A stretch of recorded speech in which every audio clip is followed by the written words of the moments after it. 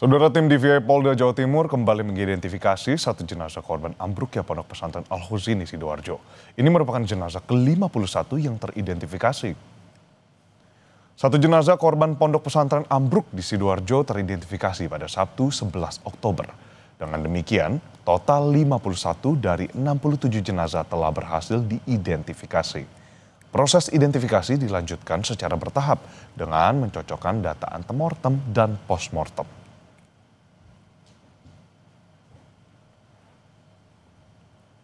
Sebagai Muhammad Ridwan Sahari, laki-laki 14 tahun dengan alamat Bendul Merisi Jaya Timur. Sampai dengan hari ini, tim gabungan telah berhasil mengidentifikasi total 51 korban dari 67 kantong jenazah yang diterima. Untuk mengetahui perkembangan terkini dari identifikasi jenazah korban ambruknya Pondok Pesantren Al-Huzini, sudah ada jurnalis Kompas TV Alfian Rahman dan juru kamera Misbahul Munir. Selamat pagi Alfian, total sudah berapa korban yang teridentifikasi dan apa yang menjadi kendala dalam proses identifikasi ini?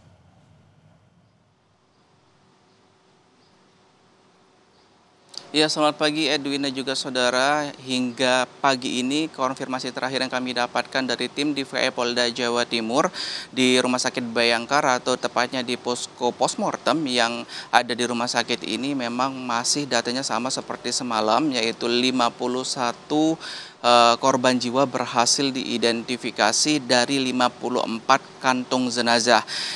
Yang mana kita ketahui bersama Rumah Sakit Bayangkara sendiri, Erwin dan juga saudara, menerima sebanyak 67 kantong jenazah. Jika kita kalkulasi dan kita hitung kembali, maka masih ada sisa 13 kantung jenazah begitu yang masih dalam proses identifikasi lanjut dari tim DVI Polda Jawa Timur hingga hari ini. Adapun beberapa kendala begitu yang dihadapi oleh tim DVI karena memang sisa dari kantung jenazah atau korban yang meninggal ini jasadnya sudah hampir 2 pekan dari pasca terjadinya runtuhan di Ponpes Buduran Sidoarjo berlangsung, maka kondisi yang dihadapi saat ini memang jasad sudah tidak dalam keadaan baik begitu, sehingga membuat kendala dalam proses identifikasi dengan kasat mata seperti pencocokan data antemortem dengan juga postmortem.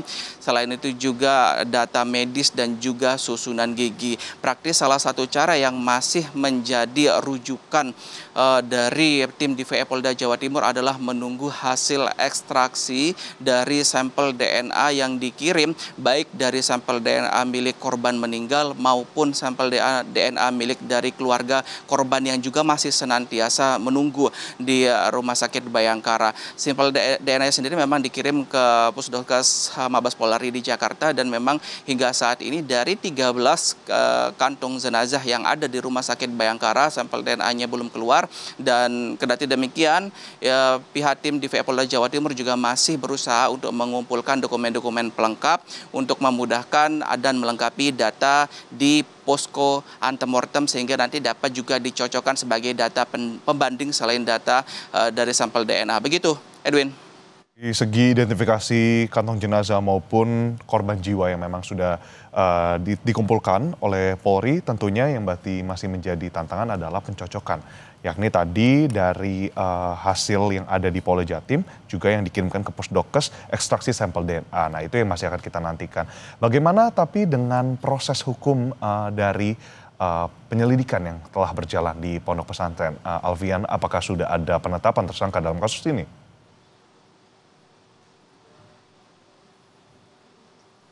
Ya, hingga saat ini informasi yang kami dapatkan, kami juga berkonfirmasi dengan Kabid Humas Polda Jawa Timur, Kombes Pol Jules Abbas Abraham begitu, yang menyatakan memang hingga saat ini belum ada penetapan dari tersangka atas rubuhnya Ponpes di Buduran Sidoarjo. Namun yang dapat dipastikan proses hukum tetap berjalan begitu hingga saat ini.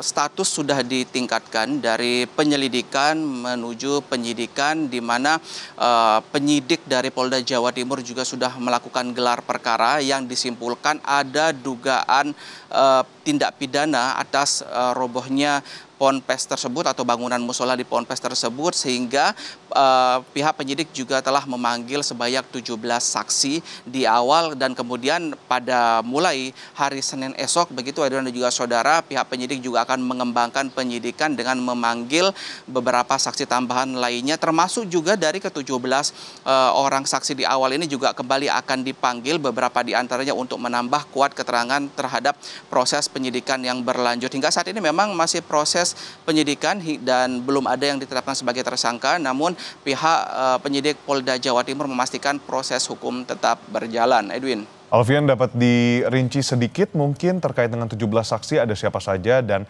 kira-kira untuk nanti saksi baru yang akan dihadirkan pada Senin esok, apakah sudah ada kisi-kisi atau mungkin petunjuk dari Polri siapa aja yang akan dipanggil dan diperiksa?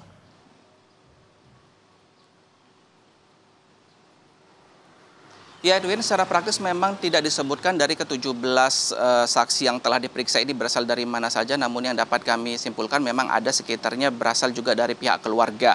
Dan sementara untuk saksi tambahan yang nantinya juga akan dipanggil, memang belum ada draft atau daftar pasti nama siapa aja yang akan dipanggil, namun informasi yang kami dapatkan dari pihak penyidik memang sudah melayangkan surat panggilan untuk saksi-saksi, termasuk juga diantaranya nanti akan dipanggil saksi ahli begitu, baik dari saksi ahli struktur bangunan dan lain sebagainya, untuk memperkuat proses pengungkapan kasus ini agar lebih terang benderang. Edwin. Tentunya duka Indonesia juga mengarah kepada Sidoarjo terkait dengan insiden dan tragedi yang ada di Ponpes Al-Hozini di Sidoarjo. Terima kasih atas laporan Anda. Proses hukum tetap berjalan, itu yang menjadi sorotan kita pada hari ini. Terima kasih jurnalis Kompas TV Alfian Rahman dan juru kamera Misbahul Munir atas laporan Anda. Selamat bertugas kembali.